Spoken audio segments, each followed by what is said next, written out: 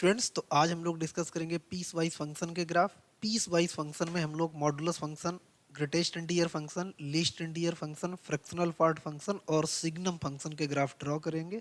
और इसी लेक्चर में हम अपने को आईटीएफ फंक्शन के ग्राफ आपको दिखाएंगे। बने होंगे, उसमें नोट कर लेना। और इलिप्स का हो गया, पैराबोला हो गया, हाइपरबोला होगा, जो भी रिक्वायरमेंट है जेई मेंस और एडवांस में बेसिक ग्राफ की, जो आपके नोट्स में होनी चाहिए, मतलब ये तो होने ही चाहिए। तो वो सब डिस्कस करेंगे। क्लियर है ना? इनके शॉर्ट में भी नाम होते हैं जैसे, ठीक है ना?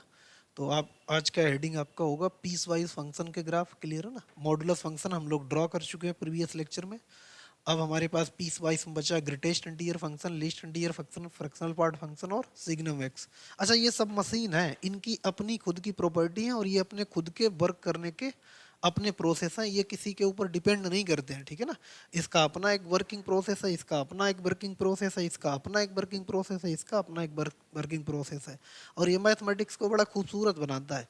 जैसे मैथमेटिक्स में क्या होता है कि अपने को कुछ ऐसे नंबर्स चाहिए जो नॉन इंटीजर रखने पर इंटीजर हैं, तो ये दोनों उसके लिए अवेलेबल है। अपने को लगता है कि नहीं, हम कोई नंबर रखा, उसका फ्रैक्शनल पार्ट चाहते हैं, तो ये फ्रैक्शनल पार्ट फंक्शन मशीन है। सिग्नम एक्स कोई है ना, ये अपने प्रॉपर्टी पर बेस्ड काम करता है। तो सबके ग्राफ देखेंगे, ठीक है ना? तो सबसे पहले मॉडुलस आपका कवर हो गया। हम लोग पढ़ते हैं ग्रेटेस्ट इंटीजर, ठीक है ना? तो ग्रेटेस्ट इंटीजर फंक्शन क्या काम करता है? ये अपना इसका वर्किंग प्रोसेस है। ये हमेशा नियरेस्ट लेफ्ट साइड की वैल्यू कैच करता है। अब किसकी करता है? नॉन इंटीजर की, आइदर पॉजिटिव और नेगेटिव, ठीक है ना? बट ये जब भी कैच करेगा वैल्यू, अपने नॉन इंटीजर को इंटीजर बने के निकालेगा, लेकिन लेफ्ट साइड का, ठीक है ना? और इंटीजर को एज ए दिस कैच करता है। अभी इसका देखेंगे हम लोग एग्जांपल थ्रू, तो वहाँ पर आपको क्लियर कट में समझ में आएगा। फिर इसका ग्राफ भी ड्रॉ करेंगे। क्लियर है ना? ग्राफ इंपॉर्टेंट है, देख लेना। ठीक। वर्किंग प्रोसेस और इसकी 4 प्रॉपर्टी यहाँ पर हमने अभी लिखी है फिलहाल। जब हम लोग फंक्शन में ये पढ़ेंगे तो इसकी लगभग 10-12 प्रॉपर्टी होगी, मिनिमम 12 प्रॉपर्टी हम लोग लिखेंगे। लेकिन यहाँ पर हमने 4 प्रॉपर्टी मेंशन कर दी ताकि आपको कुछ कुछ आइडिया लगता जाए। जैसे ग्रेटेस्ट इंटीजर एक्स, एक्स होगा जब एक्स आपका क्या होगा? एक्स आपका खुद इंटीजर होगा। अब इंटीजर दो पार्ट में आपका, इधर पॉजिटिव इंटीजर और negative integer, depend on the given value. Clear है ना? ये ग्रेटेस्ट इंटीजर एक्स प्लस आई, ठीक है ना? तो इसका ये क्या काम करता है? एक्स प्लस आई में आई को बाहर कर देता। अगर इंटीजर है आई, जैसे 2 है, एक्स प्लस 2 लिखा है तो 2 बाहर कर देगा, एक्स माइनस 2 लिखा तो माइनस 2 बाहर कर देगा, ठीक है ना? इफ आई जो आपका क्या होना चाहिए?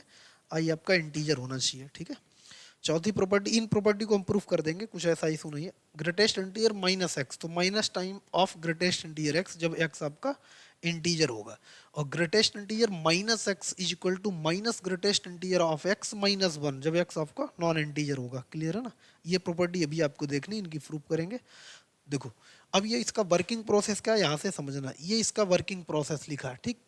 It catch the integer value of nearest left side of the given non integer, ठीक है ना? नॉन इंटीजर की नियरेस्ट लेफ्ट साइड की वैल्यू को कैच करता है। Second point, it catch integer as this, ये इंटीजर को एज ए दिस निकालता है अपने के बाहर, ठीक है ना? ये एक मशीन के तरीके से वर्क करता है। अब इस पर आते हैं, इसको जीआईएफ के साथ फ्लोर फंक्शन भी बोलते हैं और स्टेप वाइज फंक्शन भी बोलते हैं। क्लियर है ना? इसके दूसरे दो नाम और हैं, फ्लोर फंक्शन और स्टेप वाइज फंक्शन, ठीक है ना? ग्रेटेस्ट इंटीजर के नाम से तो जाना ही जाता है जीआईएफ। क्लियर है ना? और इसको फ्लोर फंक्शन के भी नाम से जानते हैं और ये स्टेप वाइज फंक्शन के भी। रिप्रेजेंट कैसे होता है ऐसे नॉर्मली याद रखो, जब हम लोग अलजेब्रा पढ़ते हैं ना, अलजेब्रा में जो क्लोज इंटरवल होता है दैट इज द इन, है ना, that is the greatest integer, है ना? कहाँ पर हो जाता है ये? कैलकुलस में आके ग्रेटेस्ट इंटीजर जैसे वर्क करता है। और जो हम लोग अलजेब्रा में ओपन इंटरवल पढ़ते हैं, अच्छा एग्जैक्ट नहीं है लेकिन आपको सेंस ओपन इंटरवल आपने बनाया होगा, तो वहाँ पर उस टाइप की शेप को यहाँ पर ओपन इंटरवल लिस्ट इंटीजर दे दिया जाता है, ठीक?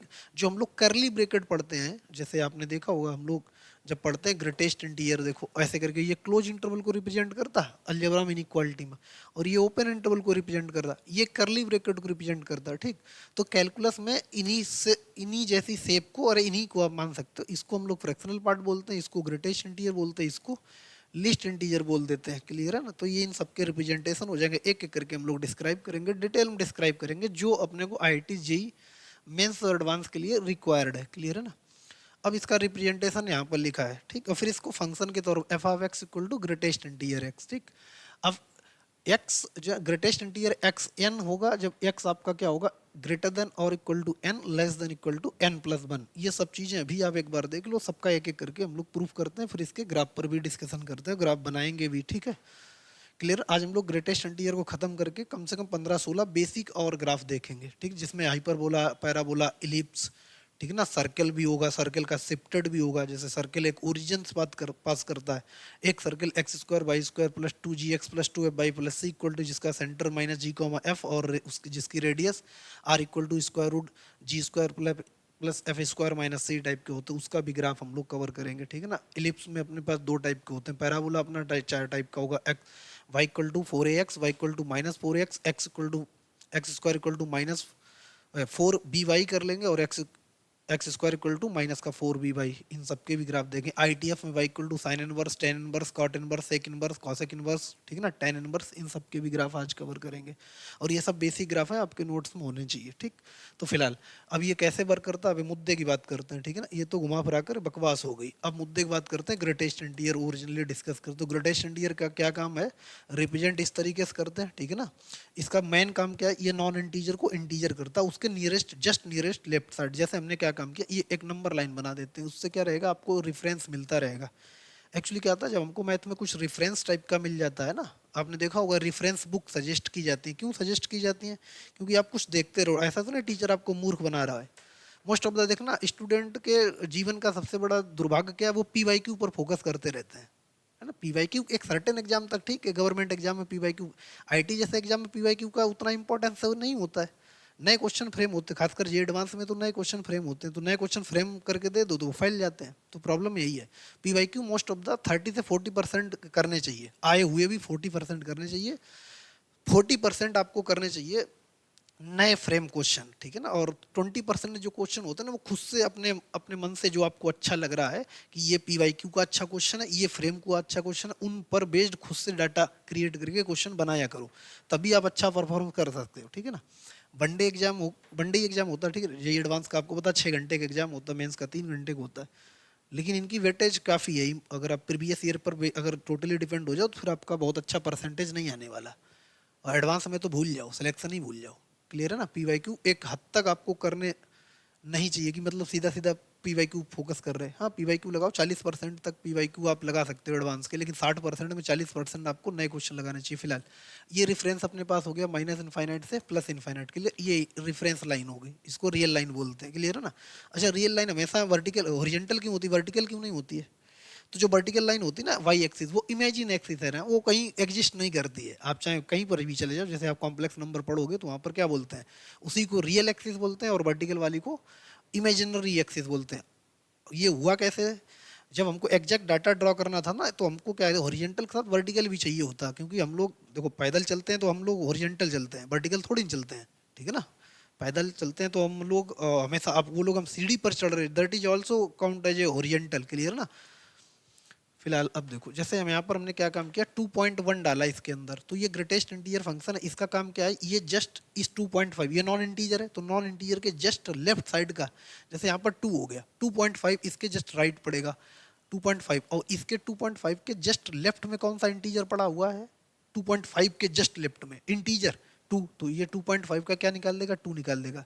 जैसे अगर सेकंड एग्जांपल हमने बोला, यहाँ पर लिखा है 0.5, 0.5 का ग्रेटेस्ट इंटीजर कितना आएगा, 0 आएगा, क्योंकि 0 अपने पास यहाँ पर होगा, 0.5 0 से थोड़ा बड़ा होगा, उसके जस्ट राइट में पहला इंटीजर जो मिलेगा, इंटीजर की बात कर रहे हैं, ठीक है ना, यहाँ पर पहला इंटीजर मिलेगा वो 0 मिलेगा, तो अपने पास कितना हो जाएगा, 0 हो जाएगा। जैसे आपने बोला यहाँ पर हमने 2 डाला, तो 2 कैसा एक नंबर है, 2 एक इंटीजर है, तो इंटीजर को एज ए दिस वार कर देगा। अगर हमने यहाँ पर बोला माइनस का 2 डालें तो -2 को -2 निकाल देगा, लेकिन अगर हमने आपसे बोला माइनस का 2.5 डाला, ग्रेटेस्ट इंटीजर के अंदर एक ऐसी मशीन है, इसका आप स्क्रीनशॉट ले लो, थोड़ा छोटा कर देते हैं, ठीक है ना, इधर देखो। तो अगर हमने -2.5 डाला, अब देखना इधर, ये अपने पास मान लेते हैं माइनस का 2 इधर है, ठीक, और माइनस का 2.5 इधर, -2 इधर, तो 2.5 के जस्ट लेफ्ट में कौन सा इंटीजर पड़ेगा, -3 पड़ेगा, जस्ट लेफ्ट में देखना है आपको। आपको ग्रेटेस्ट इंटीजर मतलब लेफ्ट साइड की वैल्यू, ग्रेटेस्ट इंटीजर मतलब लेफ्ट साइड का इंटीजर। क्लियर है ना। इंटीजर को एज ए दिस निकालेगा, तो -2.5 का ग्रेटेस्ट इंटीजर कितना आ जाएगा, -3 आ जाएगा। क्लियर है ना। देखते हैं, देखो इधर, सो अपने को थोड़ा इसका आप स्क्रीनशॉट वगैरह ले लो। जैसे यहाँ पर अपने कुछ भी कर लो आप, जैसे 2.5 प्लस का 2.5 डालो, 2.9 तक डालो तो 2.9 का कितना आ जाएगा, 2 ही आ जाएगा। 1.99 का भी ग्रेटेशन ईयर कितना आ जाएगा, 1 आ जाएगा, क्योंकि आपने जब यहाँ पर 1 लिया, मान लेते हैं ये नंबर लाइन है, ये आपका 1 और यहाँ पर 1.99, तो इसके नियरेस्ट लेफ्ट साइड कौन सा पड़ेगा, नियरेस्ट लेफ्ट साइड 1 पड़ेगा। क्लियर है ना। तो इस तरीके से हम लोग नॉन इंटीजर, जैसे नॉन इंटीजर अपने पास माइनस का 0.5 है, माइनस का 0.5, तो माइनस का 0.5 जस्ट इसके लेफ्ट में क्या पड़ेगा, -1 पड़ेगा। क्लियर है ना। माइनस का 9.5, तो इसके जस्ट लेफ्ट में कौन सा इंटीजर पड़ेगा, माइनस का 10 इंटीजर पड़ेगा। क्लियर है ना। अब देखो इन प्रॉपर्टी पर बात कर लेते हैं। जैसे यहाँ पर पहली प्रॉपर्टी अपने पास क्या थी, ये, तो यहाँ से अपने पास greatest integer x equal to x होता है जब x आपका है क्या, यहाँ पर इंटीजर है, तो आपने यहाँ पर जैसे 5 डाला तो 5 कितना आ जाएगा, 5 आ जाएगा।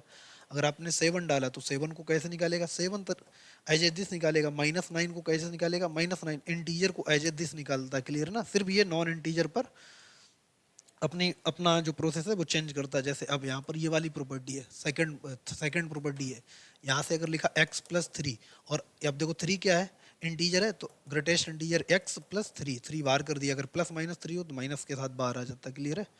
अब देखो यहाँ पर अपने पास ये थर्ड प्रॉपर्टी, यहाँ पर लिखा है -3, तो अपने पास कितना माइनस लगा लो, ग्रेटेस्ट इंटीजर 3 लिख दो, 3 का ग्रेटेस्ट इंटीजर अगेन कितना मिल जाएगा, 3 मिलेगा, और बाहर माइनस लगा तो कितना हो गया, माइनस हो गया। जैसे यहाँ पर माइनस लगा है -5, तो माइनस बाहर कर लो, 5 और 5 का ग्रेटेस्ट इंटीजर कैसा है, माइनस का 5 आ जाएगा, और बाहर माइनस लगा कितना हो गया, माइनस हो गया।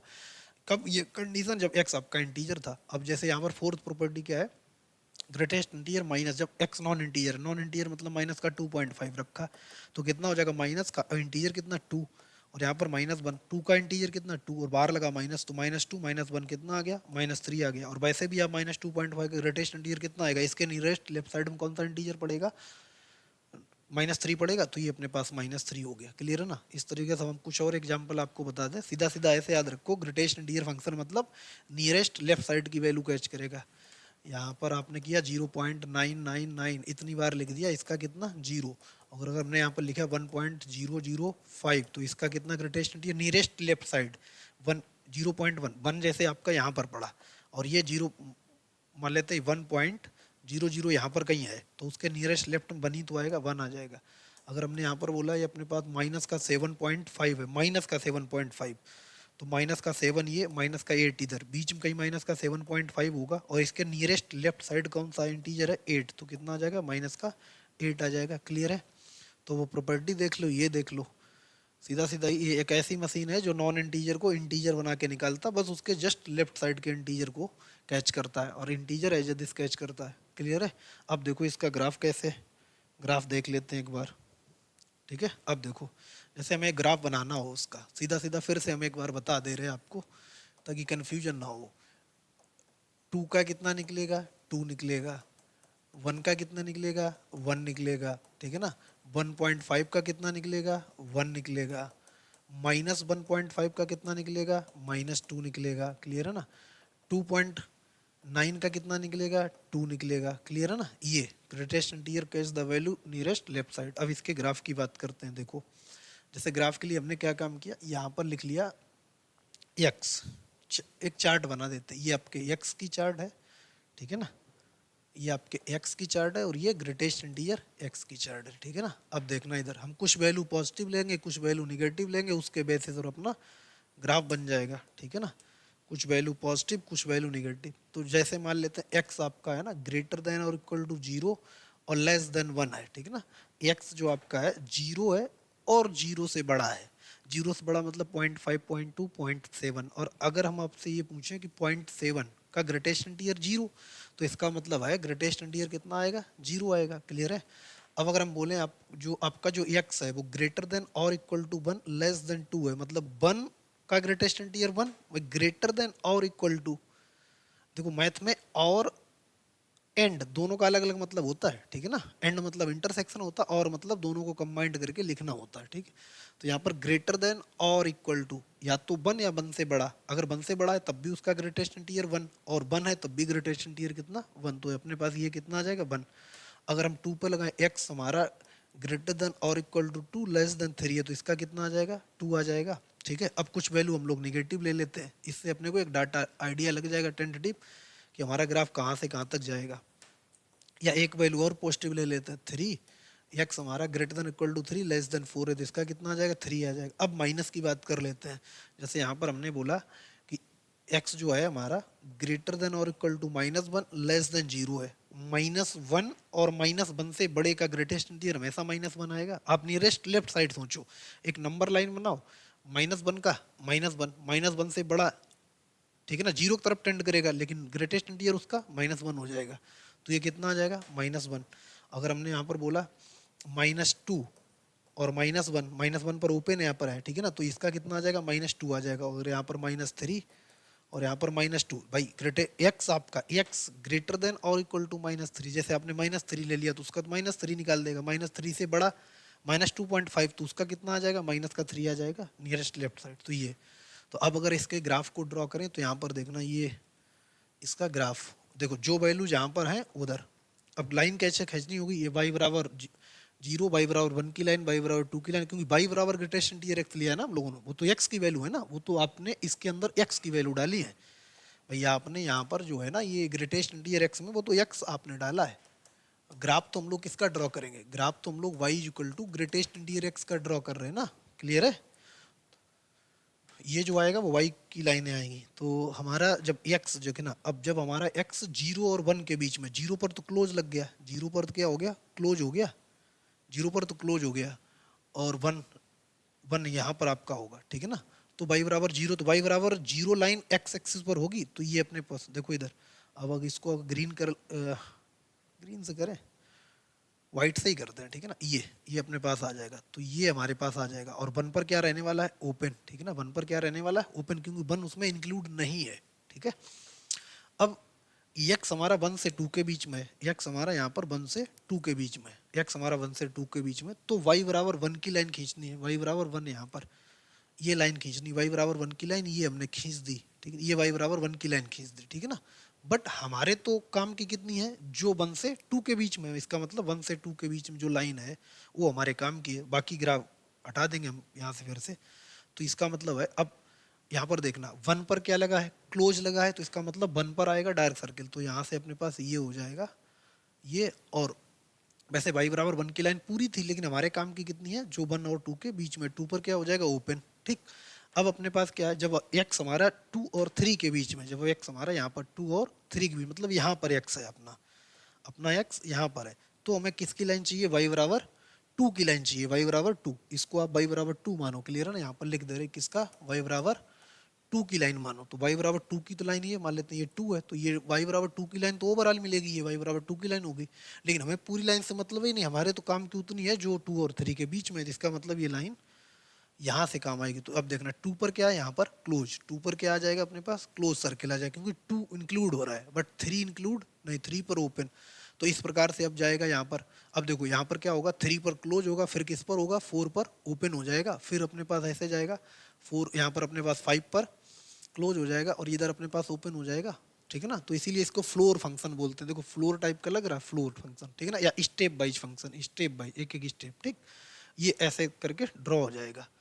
अब यहाँ पर माइनस वैल्यू रखते हैं, तो x हमारा -1 और 0 के बीच में, x हमारा -1 और 0 के बीच में, मतलब यहाँ पर है। उस समय अपने पास लाइन किसकी आएगी, y बराबर -1 की, तो y बराबर -1 की लाइन तो ये हमारे पास मान लेते हैं, ये पूरी y बराबर -1 की लाइन है।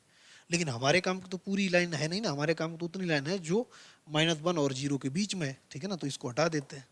अब देखना 0 पर यहाँ पर तो क्या हो जाएगा, ओपन हो जाएगा, और 1 पर क्या हो जाएगा, क्लोज हो जाएगा, 1 पर तो क्लोज हो जाएगा, क्योंकि 1 वहाँ पर देखो x ग्रेटर देन और इक्वल टू -1 है, x मतलब -1 इंक्लूड हो रहा है। इसका मतलब अब देखो इसमें जब x हमारा ग्रेटर देन और इक्वल टू -2 और लेस देन -1 है, ठीक है ना, तब y बराबर -2 की लाइन चाहिए, ये -1 ये -2, क्लियर है ना। तो ये लाइन, अब इसका अब देखो ये डॉटेड बना दें, ये डॉटेड हो गई, ठीक। लेकिन अपने काम की कितनी है, अपने काम की सिर्फ उतनी है जो -2 और -1 के बीच में, तो यहाँ पर -2 हो जाएगा, ठीक है ना। तो इसके बीच में, तो यहाँ से अपने पास कितना हो जाएगा, ये क्लोज हो जाएगा, इधर कितना हो जाएगा, डार्क हो जाएगा, क्योंकि अब -2 -1 पर तो ओपन है ना, यहाँ पर देखो -1 पर ओपन है, 2 पर, और इसका मतलब है इस तरीके से फिर से यहाँ पर क्या आ जाएगा, अपने पास क्लोज आएगा, और इधर कितना आ जाएगा, ओपन ओपन सर्किल इधर कितना डार्क सर्किल आ जाएगा, क्लोज सर्किल, ठीक है ना। तो इस तरीके से ये अपना ग्रेटेस्ट इंटीजर फंक्शन का ग्राफ बन गया, क्लियर है, ये इसका ग्राफ हो गया, ठीक है। इस तरीके से हम लोग इसके ग्राफ को बनाएंगे। बाकी बेसिक आपको बता दिया, प्रॉपर्टी आपने देख ली है, बाकी सब प्रॉपर्टी हम लोग फंक्शन में डिस्कस करेंगे। फंक्शन में इसकी 10-12 प्रॉपर्टी पढ़ेंगे। अभी अपने जितने से काम चल जाए उतना काम चला रहा है जो ग्राफ में रिक्वायर्ड है, ठीक है ना। जो चीज़ें फंक्शन में डिस्कस हो सकती हैं उसको फंक्शन में डिस्कस करेंगे, जो चीज़ यहाँ पर पॉसिबल है वो चीज़ यहाँ पर डिस्कस कर देंगे। तो ये अपना ग्राफ आ गया, क्लियर है ना। ठीक, देख लो आप इसको। ठीक, अब हम कुछ बेसिक ग्राफ आपको डिस्कस कर दे रहे हैं, बेसिक बिल्कुल, जिसके आईटीएफ के ग्राफ देख लो, इलिप्स, हाइपरबोला, पैराबोला का। बाकी हम लोग इसका जो लिस्ट इंटीजर, सिग्नम और फ्रैक्शनल पार्ट का है वो अगले लेक्चर में कर लेंगे। फिलहाल आप हेडिंग डालो आईटीएफ के graph, inverse trigonometric functions graph. ठीक, तो इसका पहला पॉइंट क्या है, डोमेन इसकी क्या है -1 से 1 के बीच में, रेंज क्या है -π/2 से π/2 के बीच, और इसका फंक्शन कैसा है, ये 1-to-1 फंक्शन है। ठीक, आप एक लाइन खींचेंगे पैरेलल टू एक्सिस तो ये एक ही बार कट करेगी, ठीक है। अब ये इसका ग्राफ है, ड्राइंग मेथड देख लो इसका। रेफरेंस ग्राफ क्या होगा, साइन एक्स ही होगा, रेफरेंस ग्राफ साइन एक्स होगा। जैसे ये हमारे पास साइन एक्स का ग्राफ है, ये अपन हमारे पास y equal to sine x का ग्राफ है। ठीक, तो क्या काम करो, इस ग्राफ का y बराबर x के रिस्पेक्ट में मिरर इमेज ग्राफ जो बनेगा वो y equal to sine inverse x का ग्राफ होगा। तो ये हमारे लाइन जो है ना y इक्वल टू x की मिरर का काम करेगी इस तरीके से। तो वैसे ये सर्टेन और फिक्स ग्राफ है, जैसे 6 ट्रिग्नोमेट्रिक के, 6 आईटीएफ के, पैराबोला, हाइपरबोला, एलिप्स हो गया, e की पावर x, e की पावर x, log x, ठीक है ना। ये सब आपको रट लेने हैं, ग्राफ याद कर लेने हैं। तो इसका ग्राफ जो बनेगा, अब देखो इसका मिरर इमेज आपको इस तरीके से दिखेगा, और इसका यहाँ पर ये जो मिरर है ना, ये मिरर लगा तो ये वाला पार्ट इस तरीके से दिखेगा, और ये वाला पार्ट आपको इस तरीके से देखा। आप अगर मिरर में सामने खड़े हो ना, सामने अगर मिरर में खड़े हो तो आप वो मिरर वाला चेहरा आपको देख रहा होता है, ठीक है ना। तो वैसे ही जैसे यहाँ पर मिरर लगा तो ये इस तरीके से होगा और ये वाला इस तरीके से चला जाएगा, क्लियर है ना। बाकी ग्राफ हम आपको दिखा रहे हैं वो आप फटाफट नोट करते चलो। जैसे यहाँ पर y equal to cos inverse x का ग्राफ है, y equal to cos inverse x का ये ग्राफ है, इसका स्क्रीनशॉट ले लो। डोमेन इज -1 से 1, रेंज 0 से पाई, और 1-to-1 फंक्शन ये है, ठीक है ना। आप पैरेलल टू एक्स ऐसी लाइन खींचो तो एक ही जगह कट करेगी, क्लियर है। आप अगर यहाँ से देखो, ये अपने पास कॉस एक्स का ग्राफ कैसे होता है, ये अपने पास इस तरीके से होता है, ऐसे कॉस एक्स का ग्राफ ये होता है। और y बराबर एक्स के रिस्पेक्ट में अगर आप मिरर इमेज लो, ठीक है ना, तो अपने को देखो ये वाला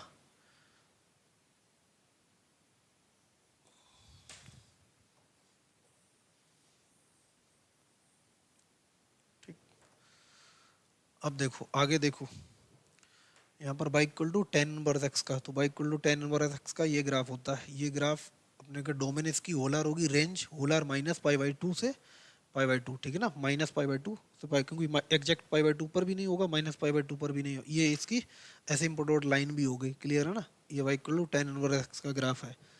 यहाँ पर देखो ये y equal to cot inverse x का ग्राफ है, ये इस तरीके से चलता है, ये डिक्रीजिंग ग्राफ होता है, ठीक है ना। तो इसका डोमेन होलर, रेंज इसका 0 से पाई, क्योंकि 0 से और कहाँ तक बना है, पाई तक बना है, क्लियर है ना, 0 से पाई। एक बार आप ग्राफ देख लो, ये सर्टेन और फिक्स ग्राफ है, ठीक है।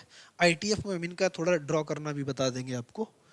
ठीक, ये सेक इनवर्स एक्स का, तो डोमेन इसका होलर -1 से 1 और होलर 0 से पाई और -π/2, इसका मतलब ये इसका जो ग्राफ है यहाँ पर देखो, ये अपने पास ये ग्राफ बनेगा इसका, ठीक है। ये ग्राफ ये सर्टेन है, तो आप इनको नोट कर लो, बना लो, स्क्रीनशॉट लेते रहो, ये पॉइंट दो नोट कर लो, ठीक है ना। आगे बढ़े, देखो इधर ये कॉसेक इनवर्स एक्स का, डोमेन इसका होलर -1 से 1, रेंज इसका होलर, रेंज बिलोंग -π/2 से π/2, इंक्लूड जीरो एक्सक्लूड हटा दिया गया, जीरो हटा दिया क्योंकि इसका ग्राफ जीरो से नहीं है, ठीक है ना। तो इसका ग्राफ देखो ना, इधर वाई एक्सिस में अपने पास कितना -π/2 से π/2 के बीच में, ये -π/2 से, और जैसे जीरो आया तो जीरो हटा है ना, जीरो ग्राफ ही नहीं है। फिर अपने पास देखो -π/2 जीरो तरफ गया, जीरो पर नहीं होगा, तो ये वाला पॉइंट हटा दिया गया, क्लियर है ना। बात को समझ में आई। अब देखो इसकी अगर डोमेन पता करो तो डोमेन इसकी वैसे धोला रही है, ग्राफ इस तरीके से चले जाएगा, ये ग्राफ इस तरीके से चले, लेकिन -1 से 1 के बीच में क्या है, नहीं है, ठीक है ना। तो इसका डोमेन क्या हो जाएगा, ओलर -1 से 1, ठीक। अब ये स्ट्रेट लाइन का ग्राफ देखो, ये ग्राफ जो फिक्स ग्राफ है, ये आवाज देख लो, y a x plus b y plus c equal to zero, तो y equal to minus c y, x बराबर जीरो रखने पर आएगा, इंटरसेक्टिंग पॉइंट है, एक्स बराबर -सी वाई है, वाई इक्वल टू जीरो रखने पर आएगा, तो ये हमारा ग्राफ बनेगा y equal a x plus b y plus c equal to zero का, ठीक। ये इसके इंटरसेक्टिंग पॉइंट हो गए, क्लियर है, ये ग्राफ बनेगा, आप देख लो इसका। इसके बाद अपने को सर्किल के ग्राफ अगर देखो इधर सर्किल के, ये यहाँ पर देखना, ये सर्किल, सर्किल में पहला जब आपका सेंटर ओरिजिन हो, x square y square equal to r square, centre क्या है ओरिजिन है, रेडियस कितना स्मॉल आर, तो सेंटर ये क्या होगा आर कॉमा जीरो होगा, ये वाला point minus R comma zero होगा, क्लियर है ना। ये ग्राफ अपने को बनेगा सर्किल का। अब सर्किल का सेंटर अगर ए कॉमा बी हो जाए तो एक्स माइनस ए का whole square plus y minus b का whole square equal to r square, standard equation of circle. ठीक, सेंटर कितना ए कॉमा बी, रेडियस कितना स्मॉल आर, तो इस तरीके से कुछ इसका ग्राफ बनेगा। ठीक है, ये चीजें आप नोट करते जाओ। ठीक, देखो इधर, अब यहाँ पर देखो ये सर्किल का x square y square 2gx plus 2f plus c equal to zero, तो इसका सेंटर क्या होता है, आपने 11th में अगर कोऑर्डिनेट ज्योमेट्री पढ़ी है तो सेंटर माइनस जी कॉमा एफ, रेडियस कितना होता है जी स्क्वायर एफ स्क्वायर माइनस सी, तो इस टाइप का कुछ बनेगा। क्लियर है ना, ये ग्राफ में हम लोग डिस्कस कर दे रहे ताकि आपको आगे दिक्कत ना हो।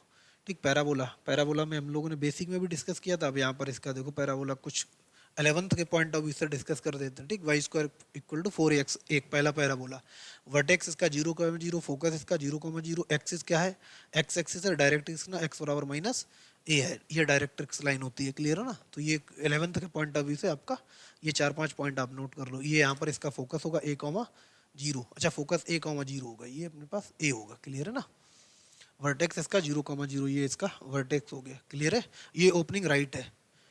ठीक, अगला देखो ओपनिंग लेफ्ट वाला, तो ये अपने पास y square equal to minus 4x का। ठीक, ये डायरेक्ट्रिक्स एक्स बराबर एक लाइन है। ठीक है ना, डायरेक्ट्रिक्स एक्स बराबर ये एक्सिस आपका एक्स एक्सिस ही है तो अभी एक्स एक्सिस, फोकस इसका माइनस a,0, वर्टेक्स का जीरो रहेगा, तो ये इसका ग्राफ हो गया। क्लियर है ना, फटाफट इसका स्क्रीनशॉट लेते जाओ। ये ग्राफ हम शुरुआत में बनवा चुके हैं। अब यहाँ पर देखो x square equal to 4b by vertex इसका 0,0, फोकस होगा 0,v होगा, एक्सिस अब इसका एक्सिस चेंज हो जाएगा, वाई बराबर एक्सिस वाई एक्सिस होगा जब एक्स बराबर 0 होगा। ठीक, डायरेक्ट्रिक्स लाइन जो होगी वाई बराबर माइनस बी होगी, ये वाली डायरेक्ट्रिक्स लाइन होगी, ये वर्टेक्स हो गया, यहाँ पर ये फोकस होगा, ओपनिंग अप होगा, ये पैराबोला कैसा होगा, ओपनिंग अपवर्ड होगा। ठीक है ना, अब जो आएगा वो कौन सा आएगा, ओपनिंग डाउनवर्ड। तो जैसे यहाँ पर अपने पास ये x square equal to minus 4b by vertex इसका 0,0, focus 0,-b, axis y axis x बराबर 0 रखने पर आएगा डायरेक्ट्रिक्स वाई बराबर b। ठीक है ना, अब इसकी डायरेक्ट्रिक्स जो लाइन होगी वो पॉजिटिव आ जाएगी, वाई बराबर b आ जाएगी। इस तरीके से अपना ओपनिंग डाउनवर्ड बनेगा पैराबोला। क्लियर है ना, ये पैराबोला चारों हो गए। अब देखो यहाँ पर एक अपने को शिफ्टेड पैराबोला, जैसे बाई माइनस के का whole square equal to 4a time x minus h, ये शिफ्टेड पैराबोला, इसका सेंटर एच कॉमा के, तो हमने मान लिया यहाँ पर इसका जो अपने पास इसका वर्टेक्स जो है ना कहाँ पर चला जाएगा, एच कॉमा के पर। ठीक है ना, ये वर्टेक्स एच कॉमा के, फोकस कितना हो जाएगा एच प्लस ए कॉमा के, ये आपको 11th में थोड़ा बताया भी गया होगा। एक्सिस क्या होगा, एक्स बराबर एच, डायरेक्ट्रिक्स कितना होगा, x equal to h minus a, ये डायरेक्ट्रिक्स लाइन, ये एच है तो इससे थोड़ा कम x, h minus a. Clear है ना, ये चीज़ें आपको थोड़ा 11th में डिस्कस की गई होंगी।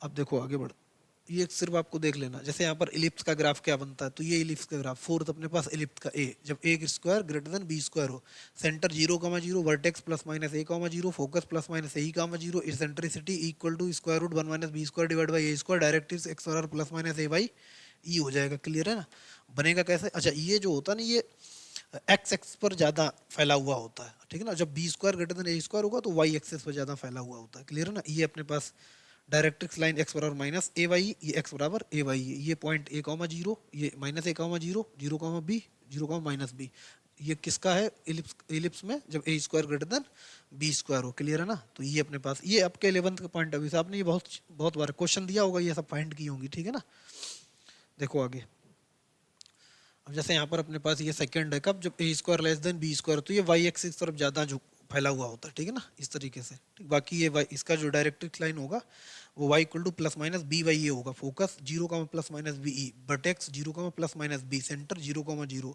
इसेंट्रिसिटी कैसे निकालेंगे, square root 1 minus a square divide by b square. ठीक, ये अपने को 11th में डिस्कस किए जाते हैं जब आपने कोनिक सेक्शन पढ़ा होगा तब। क्लियर है, देख लो इसका ग्राफ, आगे बढ़े। देखो अब यहाँ पर अपने पास हाइपरबोला, ठीक है ना, ये हाइपरबोला का ग्राफ, तो अपने पास x square divide by a square minus y square divide by v square equal to 1 is a standard equation of hyperbola which has centre 0,0, focus plus minus a, vertex plus minus a. Clear है ना, eccentricity square root 1 plus b square divide by a square, directrix x equal to minus b by x. Clear है ना, ये और ये अपने पास जो अपने पे ये वाली लाइन है ना, ये एसिम्पोटोड का काम करती है। एसिम्पोटोड लाइन जो होती है ना, y equal to plus minus b divide by x होती है।